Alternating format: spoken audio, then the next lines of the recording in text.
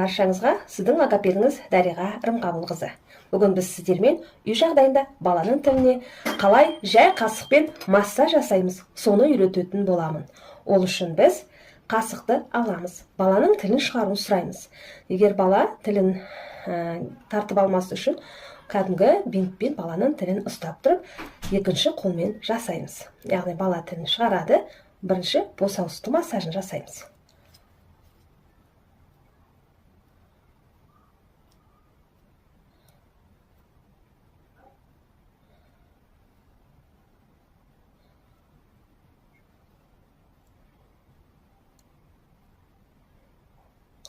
Баланың тілін қатты баспай, біраз кішкене ғана күш жұмсап басуымыз керек.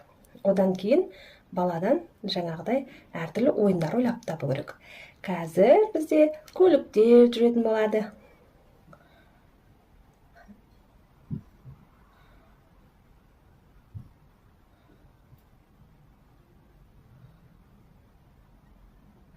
Енді көліктер керісінше жүретін болады.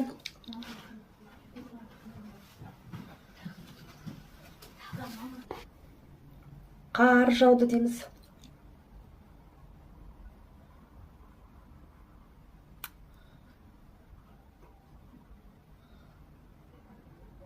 Ал енді тілді тараймыз.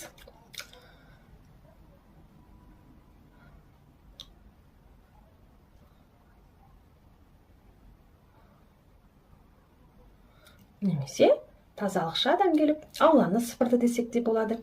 Далада күн шықты.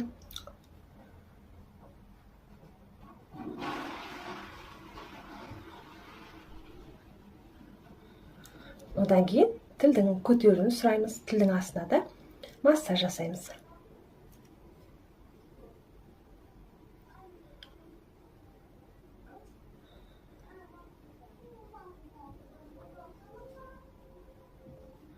Яғни баланың тілін ұстап тұруымыз керек, өйткені бала тілін тартып алуы мүмкін, өздігінен немесе көтере алмауы мүмкін. Сол үшін тілді ұстап тұрған абзал.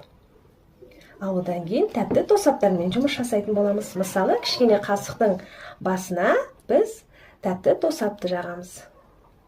Енді осыдан баланы жалауды сұраймыз. Яғни бала қасықтың ұшын ғана жалауы тиіс. Осы кезде баланың тіл ұшындағы бұлшық ет жұмыс жасайды. Ал енді вареньяны, тәтті тосапты барынша кішкентай қасыққа жағамыз. Баладан осыны жалауды сұраймыз.